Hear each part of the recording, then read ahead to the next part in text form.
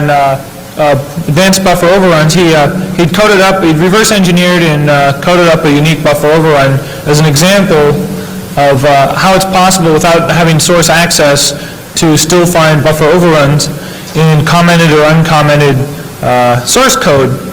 And while he's talking along, he kind of slips in a brand new vulnerability that people had talked about, but as far as I know, hasn't been published on BugTrack or even really written about. And it was sort of this transition from ring 3 to ring 0 in Windows NT, from user space into kernel space, and which shouldn't be able to happen. It sort of breaks the whole NT model of security. And then he just moved on and talked about some other stuff. And so we said, well, why don't you come back and talk maybe about this a little bit more in depth and talk about finding these overflows. So Joey's come over to hang out in Vegas for the week and give you this presentation, which has not been heard before. So let's welcome Joey.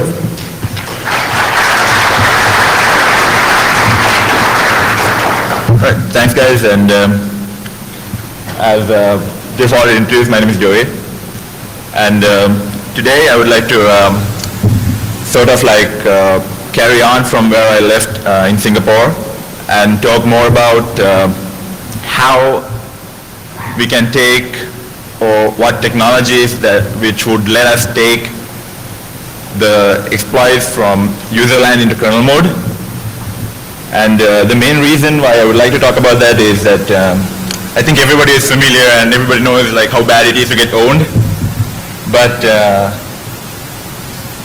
it's not exactly appreciated how badly you can get owned, or like to which level the impact can be, especially like, excuse me.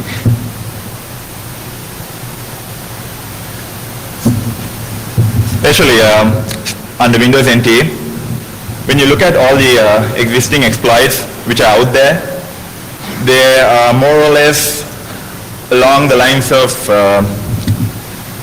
either running some program or spawning a command shell or doing something which is limited to a user mode process. And today my focus would be to take you through sort of like an overview or chronology of how these things came about and where we have gone and what information we have for the time being, and talk about how or what cool or uncool stuff is being done through remote or local exploits in NT and 2K, and talk about taking it to the next level, which is like to take it into ring 0 and actually own the trusted computing base itself, and the reasons why people would do it and how possibly they can do it, and how we might want to prevent it or how we would want to respond to it. But this talk is not going to be about a super cool silver bullet exploit that will like crack NT. That's not what it's all about. It's about the impact of being owned. So having said that,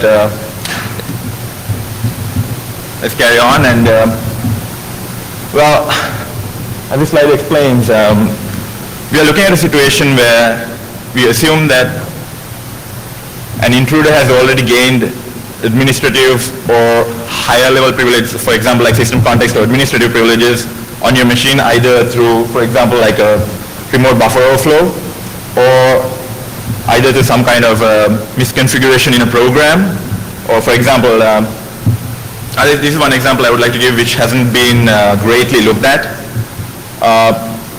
Like most Microsoft Transaction Server components, if you really look at them, they run in the system context, and I have come across a couple of third-party applications which have configurable COM objects which actually read the registry and instantiate other components. So for example, like a plugin model where other third-party applications can actually come and register their interfaces, and the main MTS component will instantiate those interfaces with, through their proper operation. But the thing is, there is no authentication between the actual application providers, component architecture, and the third-party plugins. So technically, if anybody can just register a plugin in the system, these guys will run it under the system context, which is what their components are running under. So in that kind of situation, an attacker can elevate their privileges into the system context like really easily, and that gives him a lot of potential because there are certain operating system features of Windows NT or 2000 which is not by default even given to the administrator. But when you get to local system context, that is the security context of the trusted computing base, you can technically do anything you want to do. And it is scary how easily you can do this. So, for example, our playing field will be an environment where the system has already been infiltrated and the intruder has the ability to run malicious code on the system, either at the security context of the administrator or local system. Well, I mean, it's not as difficult to get local system security context from the administrator itself because, I mean, it can be very simple. It can be just as simple as getting your malicious code and scheduling it through the AT service to run at a specific time, and it will run as the local system. So the assumption is that you have elevated privileges and you can run malicious code in that system at that elevated privilege.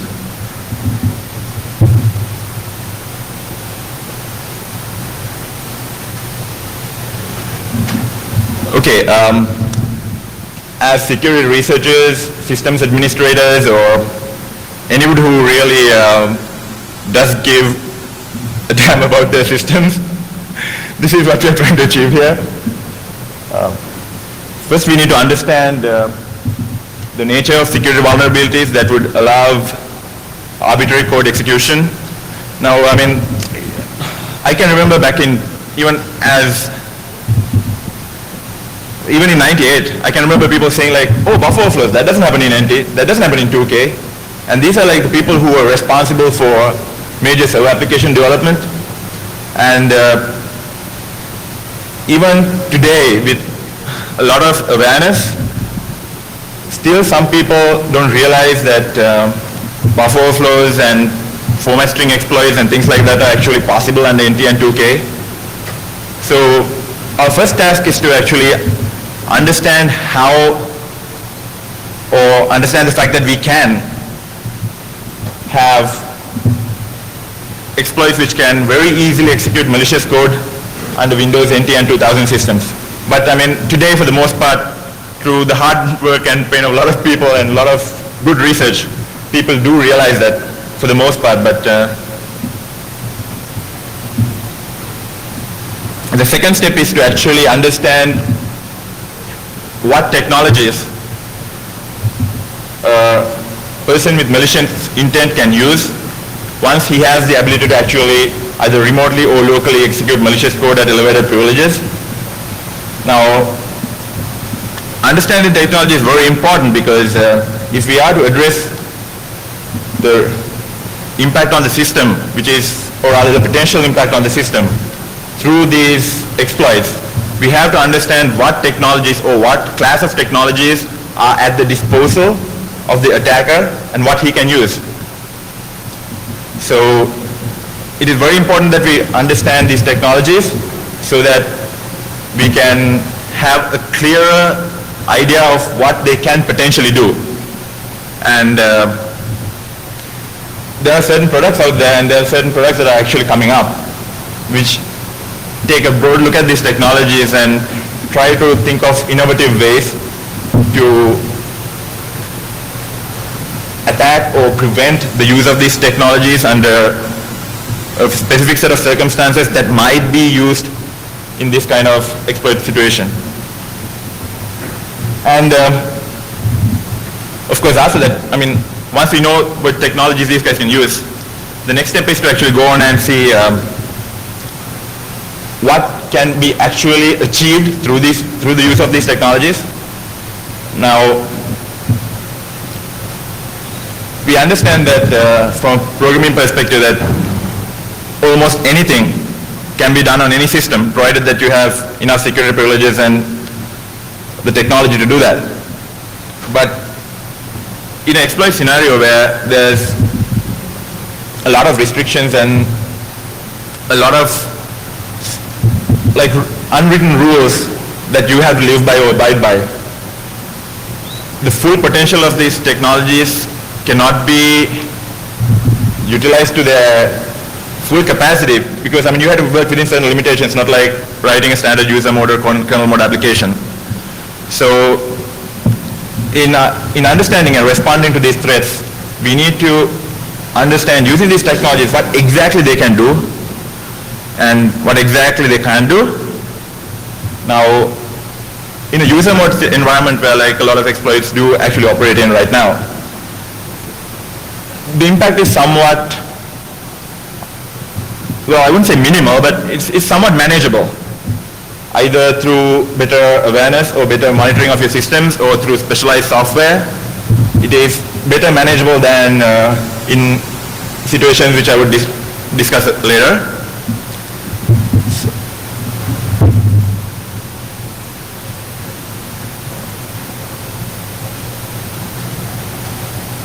Excuse me. And once we understand all this and once we realize how much of a threat this actually is, I think our goal here is to make sure that we can respond properly to a threat of this kind.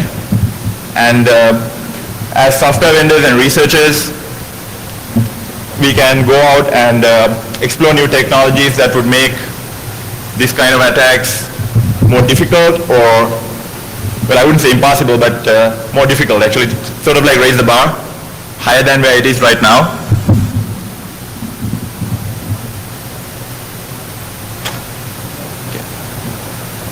For example, these malicious code execution scenarios, I would like to take a Win32 buffer overflow, which is like one of the simplest, most widely known, and one of the most straightforward ways of getting malicious code to execute in elevator privileges. And just to give a background and for further education, I would like to point out some resources which are out there. First, I would like to point out Alif-One's excellent article in FRAC about what it was titled Smashing the Stack for Fun and Profit. I think it was one of the pioneering articles, if I'm not mistaken. And then afterwards, I think this was like, Alif-One's article was pretty much generic. And after that, I think Solar Designer did a lot of work on Win32 exploits and overflows. And I think he published a few of them, but to my knowledge, it hasn't been like widely publicized, or at least not many people have seen it. But if I can remember right, it was, he published a CGI overflow which would actually download a file and execute it. So as far as I can remember, that was one of the very first work. And that should be available on Usenet, so if you search for Solar Designer and buffer overflow, you'll probably come across it. And then there was Dildog's text, which was called the Tower of Windows Buffer Overflow. And I think it was more of a heap overflow, which I can't remember, but it was very good reading text as well. And then Barnaby Jagg published his inspirational article on FRAC about how to reverse engineer and write an actual exploit, sort of like putting everything together. So like you take an application, you reverse engineer it, this is how you find the holes and this is how you exploit it. And Greg Hogland has been doing a great job talking about the technologies behind actually exploiting buffer overflow vulnerabilities, and I think most of you might have been present at his talk yesterday, and he did a great talk in Singapore as well. And then I did a piece on buffer overflows in Singapore as well. and the presentation should be available online.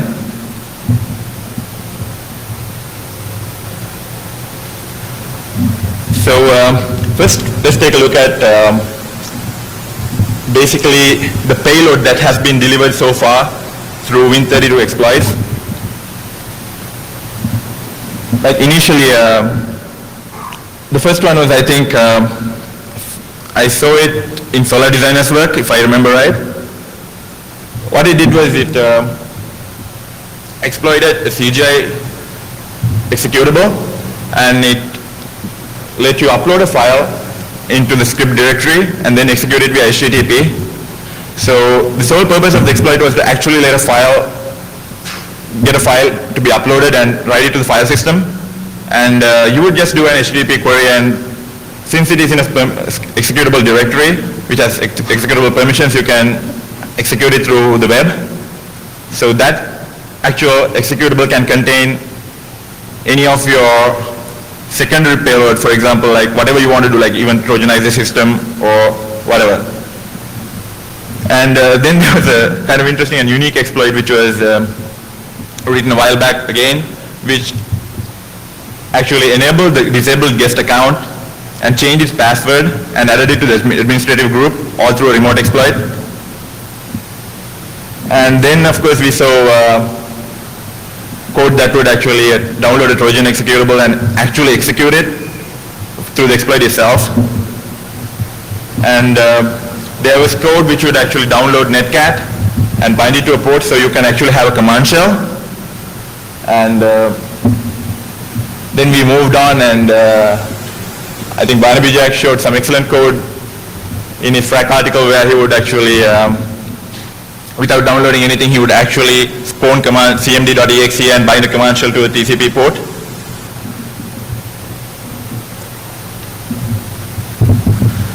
And after that, of course, there was the reverse command shell.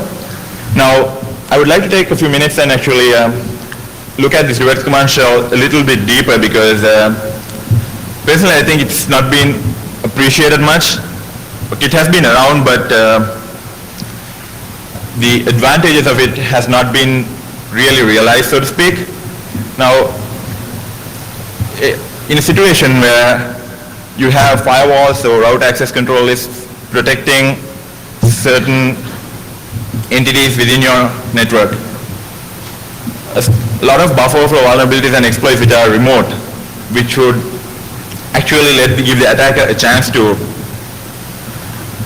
further exploit, would, for the most part, would fail, because, for example, if, like in the previous, what I previously went through, for example, if they use payload which would actually enable the guest account and add it to the administrative group, if your firewall doesn't allow any net bias traffic, it wouldn't do any good.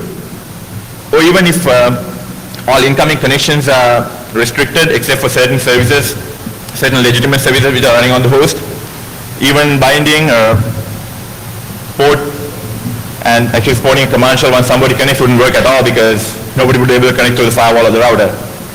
Now the interesting thing about the reverse shell is that it actually lets the attacker to get the host to connect back to the attacker's machine. So in most situations, what I have seen in the enterprise is that incoming connections are restricted to these hosts based on whatever the ports there are, which are running legitimate services, but for the most part, outgoing connections are unsanctioned. So in this kind of scenario, reverse command shell is very, very, very advantageous, because it would just make the attacker like listen on one of his ports, and once exploit code is run, it will come and connect back to him and give him command shell. Through that, he can continue whatever he wants to continue. And most network-based and host-based intrusion detection systems only think about incoming connections. Like most intrusion detection systems which are host-based has rules like, which say, okay, allow only 10 telnet connections for this host for this session, or allow only one telnet connection through this application or whatever. So there's a lot of focus on incoming traffic, but for outgoing traffic, it is unsanctioned for the most part, and most intrusion detection systems are not even concerned about basically the outgoing traffic, because it's monitoring only incoming traffic for suspicious activities, anomalies, known exploits, and things like that. So even in that sense, the reverse command shell is advantageous because the host is actually going out and connecting outside.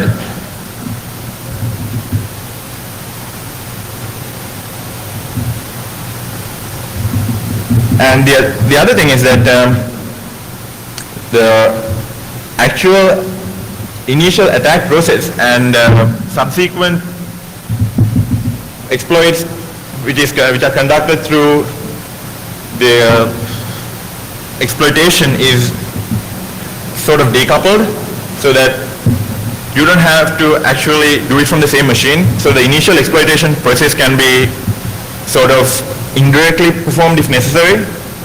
Like for an example, if I do not have access to a server through a firewall, and then there's nothing I can do because I can't connect and exploit the service at all. But imagine a situation where there's a malicious attacker and there's this host which the malicious attacker can't reach, but there is another machine on that network which can actually access that service, and that machine is used for something like checking mail. So for example, someone can use an exploit in the Outlook, send a mail, Outlook gets exploited, boom, and that will actually mount an attack against the host because he can access it, and then the host will connect back to the hacker's machine and say, hey, we are done. So you can since the initial attack process and the subsequent exploitation is actually decoupled, people can have indirect techniques to actually perform the initial exploitation, and after that, since the host is connecting back to you, you know that it's been exploited and you can go ahead and do whatever the malicious intent that they have in mind. So the reverse command shell is quite powerful in that sense, and so we need to understand this, and we have to, wherever possible, have some kind of emphasis in the outgoing connections as well as the incoming traffic connections, because in this kind of scenario, whatever the sanctions or whatever the monitoring performed on incoming traffic wouldn't make much sense.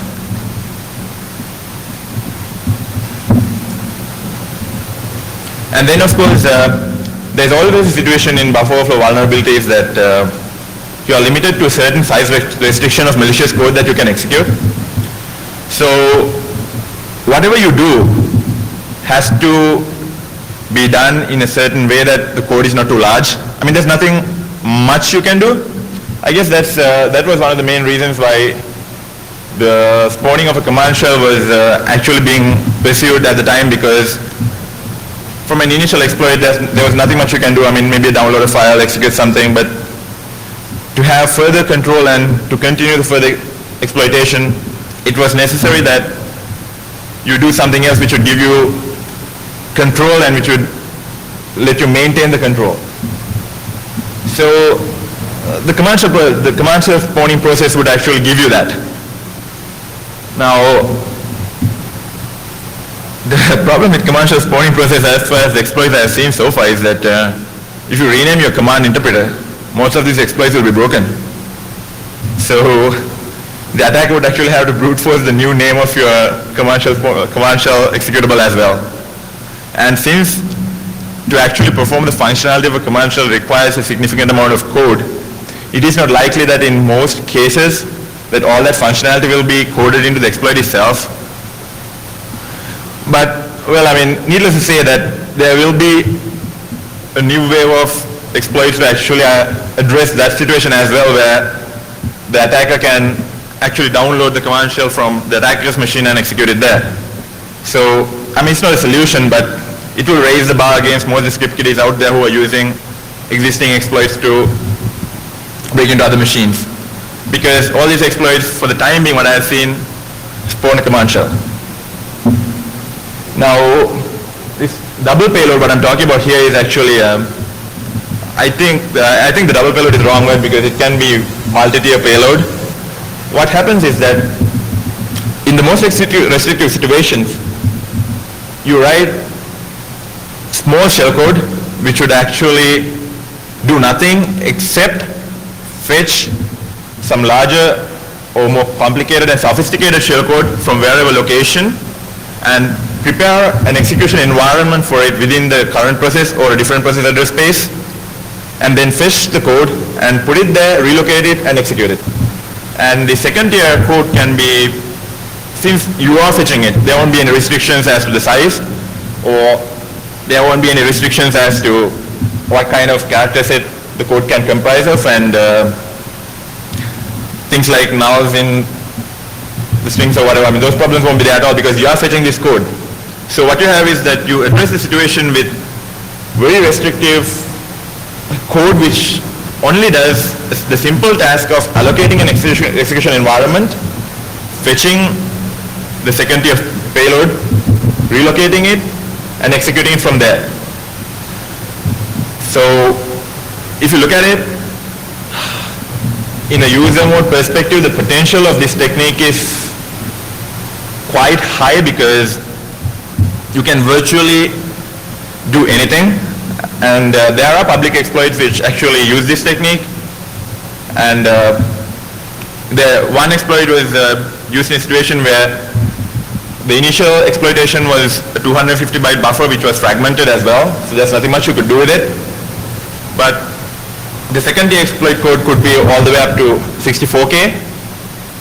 And once you have 64K of malicious code executed in there, you can pretty much do anything. I mean, you can mount even a third layer of attack where you can fetch more complicated code and execute it. So this kind of cascading code, which actually, after the initial exploitation, which is performed with a very small payload, the power can be elevated to great extents, from user mode perspective at least for the time being.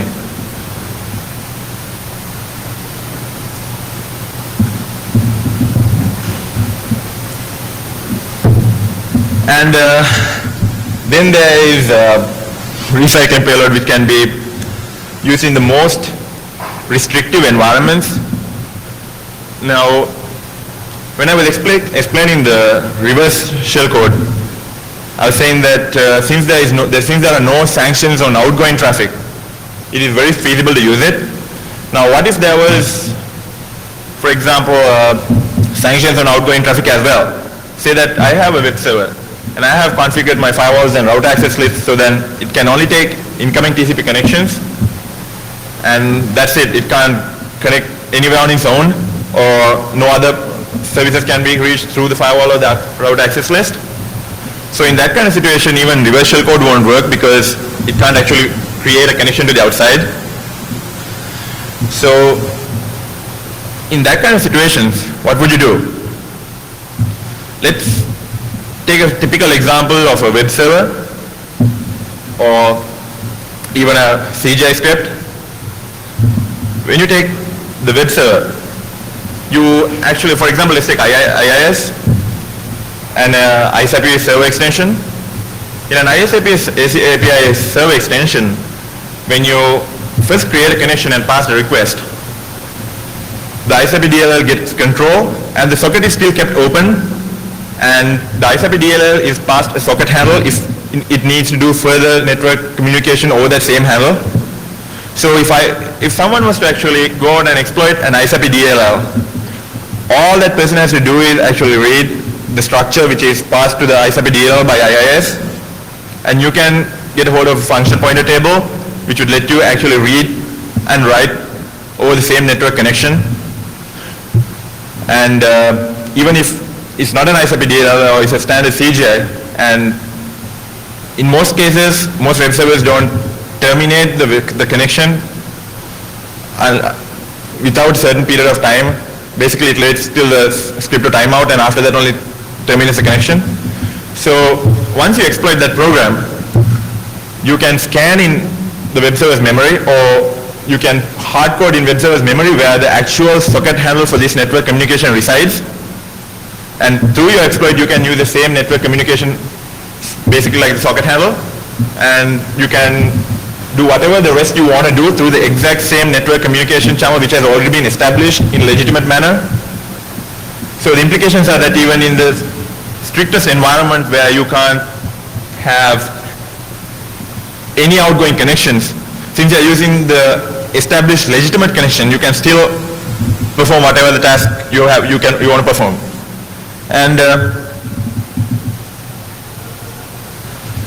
coupled with that and the cascading shellcode techniques, there's a lot of impact from the network point of view, because that kind of attack would be extremely difficult or even impossible to stop from a network point of view and access list point of view.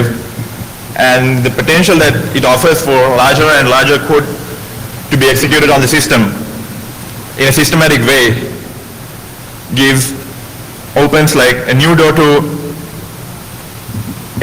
performing a lot of complicated functions, which was unprecedented in certain Win32 exploitation situations because of the shellcode limitations. Now, having looked at all these techniques, one common thing all these techniques have is that they exclusively deal with user mode. Basically, they perform whatever the functions they perform in the context of a user address-based application. So, since a user address-based application is not powerful enough to have significant impact on the key operating system functionality itself, the products which are actually developed to either look for this kind of inconsistencies or prevent this kind of inconsistencies, they are very successful in both cases and in detection as well, because the functions that are performed in user mode can be very easily traced, detected, and acted upon. I mean, there are already products out there which does this sort of thing. Now, for example, like CyberCop Monitor, which is an intrusion detection system and which is host-based, does a lot of this kind of monitoring, like monitoring for suspicious activity. And there's Tripwire, of course, which looks for like file system and system inconsistencies. And I think JD Glazer did some excellent work in Windows NT and Win2K forensics, and that URL should still contain most of the tools that he has used. Using tools and technologies like this, it is very easy to detect, assess, and manage and even counteract this kind of user mode exploitation process. Because the other programs, which the tools we use, can work with the operating system to detect this kind of activity. And since the malicious code does not do anything against the operating system's functionality, they are very easily detected in that sense. I mean, their stealthiness is very low. So,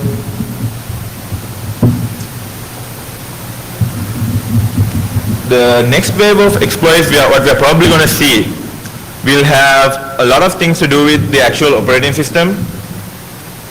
And the situation is that since most of these exploits already have enough privileges to actually go and severely affect the operating system's functionality, it's just a matter of time before a new wave of Win32 exploits are going to appear. Or rather, I wouldn't say Win32 exploits because that would be wrong. Windows NT and Windows 2000 exploits will appear, which would go out and either disable, modify, or even in some cases enhance the operating system functionality to suit the malicious needs or malicious intent of the exploitation code. Now,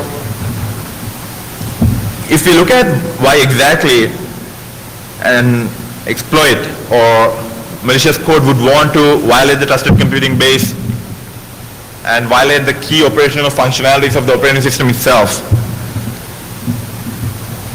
Well, first of all, it's about stealth. It's about owning a system and living there, not being detected. So, to maintain the ownership of the own system, it is necessary that you maintain the maximum stealth. In order to do that, and in order to work against the products which are already installed on the system or would be used by an administrator to detect and attack this kind of behavior. One might want to actually go into the trusted computing base.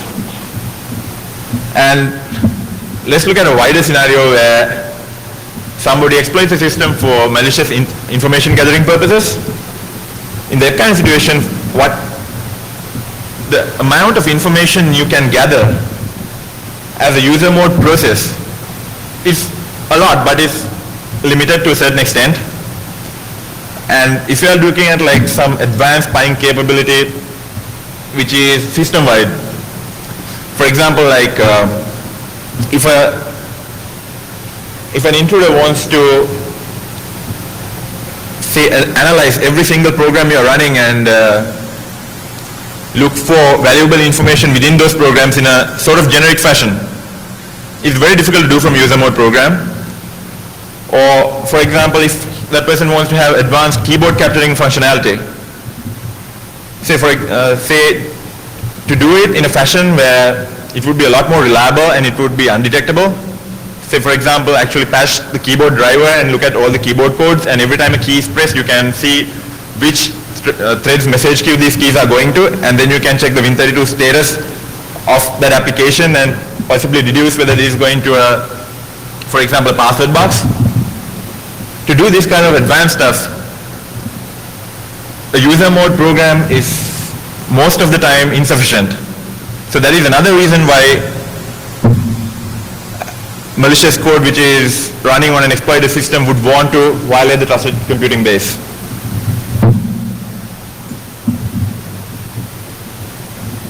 And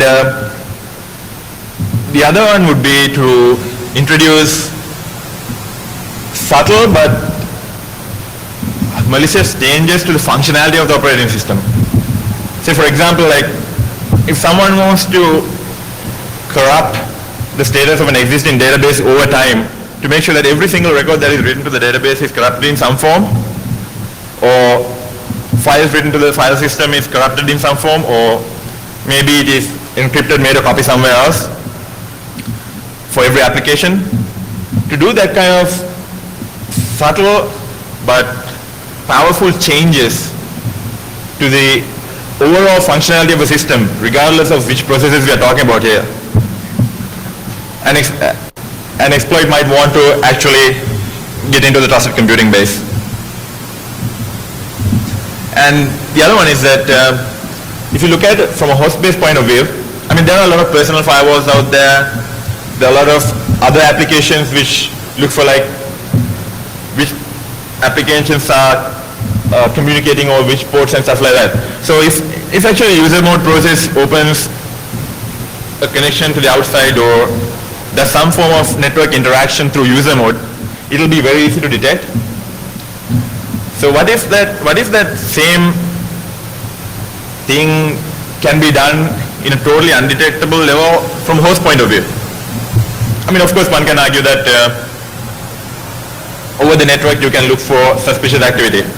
I mean, that's just the way it is, but from a host-based point of view, like for example, if I'm using a personal firewall and I have set a rule saying that only these programs can communicate through these ports and to these addresses, and if the attacker wants to bypass that, just using the user mode APIs won't work. And if it is a well-written TDI-based personal firewall, doing direct TDIs won't work either. So a person might actually resort to actually hooking the TCP/IP.sys, which is NT or Win2K TCP/IP stack, and use the internal routines there itself to implement your covert network operation channels. Like for example, I have seen a covert communication channel implemented over ICMP on Windows 2000.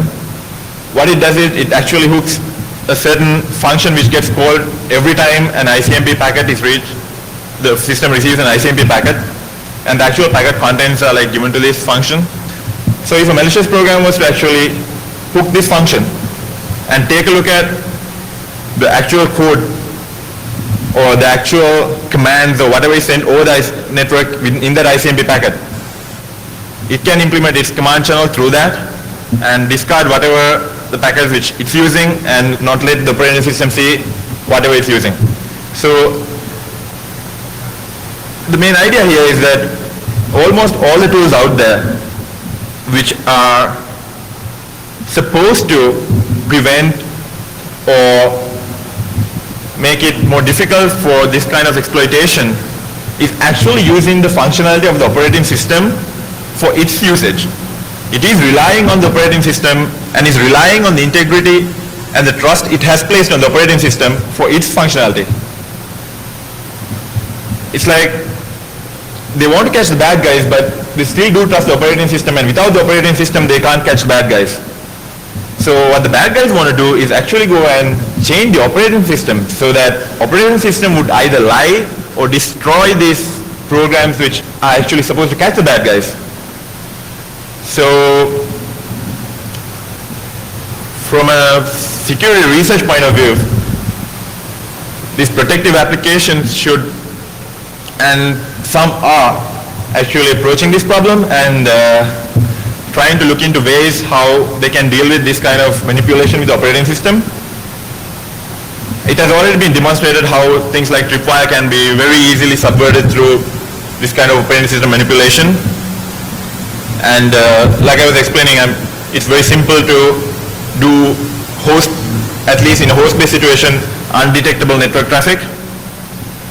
So I mean, those are the reasons why people will want to take the exploitation to the next level and take it from user mode into the Ring 0 kernel itself, and it will be very, very hard to detect, and it will be very, very hard to actually counter that against unless you really understand what these technologies are all about and how these things can be done.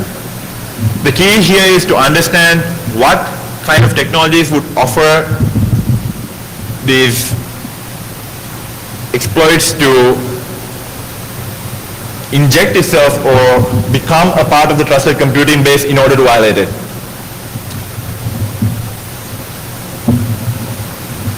Now, I would like to take as an example of what has been done already in this area.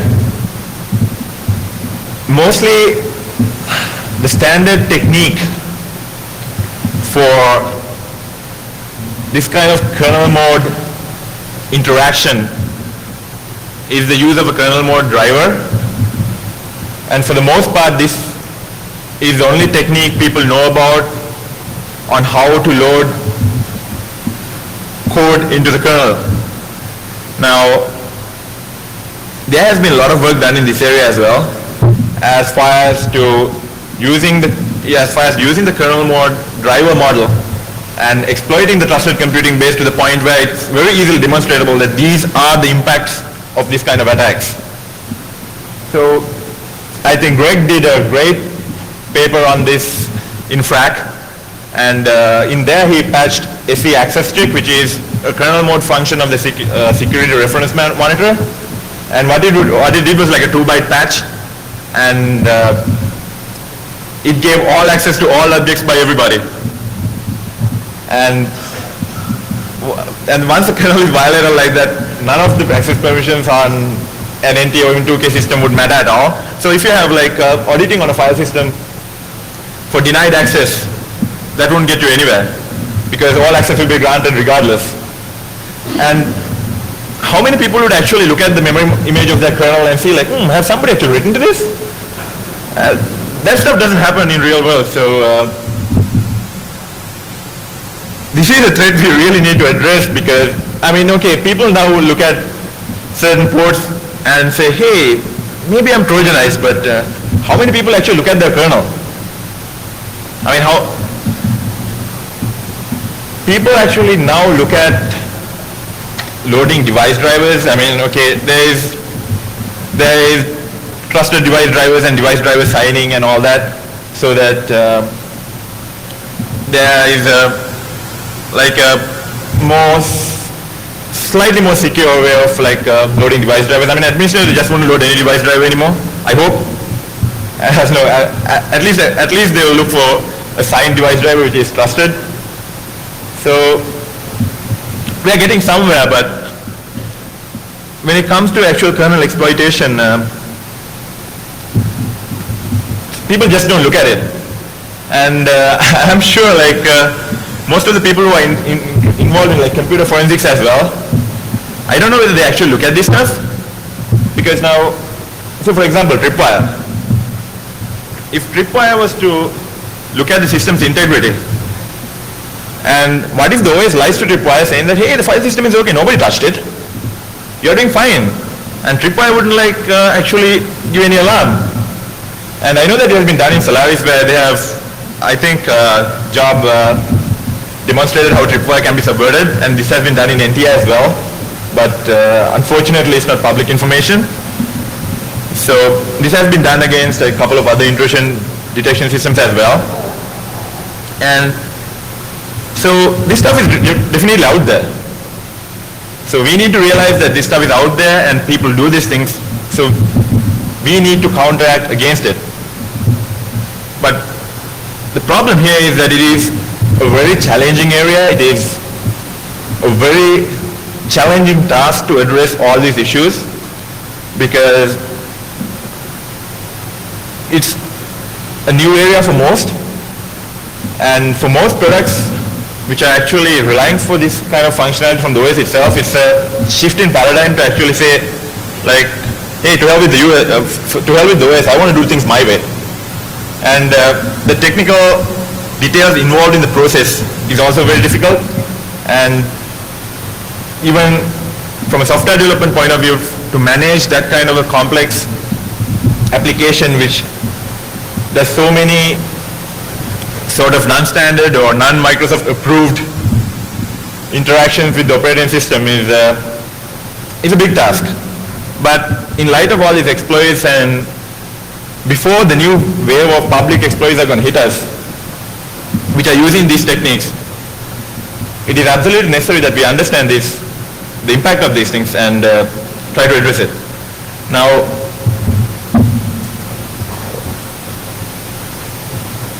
the actual kernel mode injection techniques beyond loading a kernel mode driver, I want to discuss these things, but the only thing is that this is extremely technical, and a lot of source code demonstrations would help, but unfortunately most of the work which we have done in this area remain proprietary. So it is not exactly easy to go out and demonstrate these techniques and explain these techniques, because, okay, maybe not many people are aware of this, but kernel mode driver is not, I should actually mention this first, but a kernel mode driver is not the only way to inject code into Ring 0 in Windows NT and Windows 2000. And this has been a known fact for the last 5 years at least. So monitoring against or protecting from kernel mode drivers is not the end to this kind of problems. And if you are bug track readers, I think there was a recent thread to which Greg Hogland contributed quite a lot about the never-ending chess game when it comes to this area. So as far as actual technologies, I would like to point out three. One is a kernel mode buffer overflow. I've seen enough third-party applications which has their kernel mode components which are vulnerable to buffer overflows. And for the most part, for the time being, for the most part, these vulnerabilities are not really exploited, because the main reason is that Win32 overflow technology won't work in Ring 0. So for the most part, what will amount is a local denial of service when you're the administrator. So how difficult is that? So I would like to actually go over that technology as well. Now the difficulty there is actually explaining these concepts and technologies in a fashion where I can actually explain it at a talk without using much code or demonstration programs. So maybe I'll try that when I move on to the deep knowledge track. Or maybe we should have a technical breakout session where I would take questions and answer questions for anybody who's interested in this area. But as I was saying earlier, I would point out the three techniques, or rather some of the techniques out there which can be used to load malicious code into kernel mode without actually using device drivers. Like I said earlier, one is like buffer overflow situations in third-party or operating system kernel mode trusted components. And the second is that Windows 2000 and Windows NT has a certain kernel mode section object which is created when the memory manager is initialized, called device/physical memory. And this section is like, okay, if you are not familiar, kernel mode sections are the kernel mode counterpart of what in the Win32 world which we know as file mappings or file mapping objects. There are two ways to actually create a section object, where a section object can either be backed up by a physical, or rather an existing file in the file system, or the system virtual memory. Now the uniqueness of this device physical memory is that the memory manager creates it and it backs it up neither by virtual memory nor a file system file, but the physical memory of the system. So why is this used? This is used by the operating system for its internal functionality, where operating system requires the access to physical memory. One scenario is when your graphics driver is being initialized. Your graphics driver needs to read its parameter information from the PC address space basically, which is memory mapped of course. So to read that, this needs to access physical memory. So the operating system would use the device/physical memory to access that information. And the other thing is in 16-bit programs, when you're using a DOS virtual machine, certain physical memory areas have to be consistent within the virtual machine address space as well. So the kernel uses the device physical memory section to actually read that information from physical memory and map it to the v86 environment where the 16-bit process is running in. So this is the reason why device physical memory exists. It's not because Microsoft wanted to install backdoor. And if you take off the access to device physical memory, you will break these parts of the operating system, plus perhaps legitimate programs which will use it. But to date, I haven't come across any program either from Microsoft or otherwise which actually uses device physical memory, except for when it's being used in the kernel in these areas I discussed earlier. And the second is in VW's set system information, which is a native API call used to set or query various operating system parameters. This can actually be used to load an image into the kernel address space and execute it. What happens is this function has an information class called system load and call image. Well, there is system load image and system unload image as well, but these can only be used in Ring 0 itself, which can be used by a device driver or like a kernel mode component to actually load an image to make the process easier. But the system load and call image would actually load any portable executable image into the kernel, create a Ring 0 thread and execute it. And it will execute it in the same process context of whatever the process which calls this function. So that technique can be utilized to inject code into Ring 0. So having said that, I think I've gone a little bit over my time on this one. I think I'll be moving to the deep knowledge track. So if anybody is interested, you can come over there. And maybe I'll do a technical breakout session, or maybe I'll explain a little bit more on these technologies as to like how the kernel mode injection could work. But then again, there's still the obstacle of how to exactly do it. Yeah. The last native API function? Yeah, VW set system information, and the information class we are dealing with is system load and call image. I think it is number 38, if I remember right. All right, guys, thank you.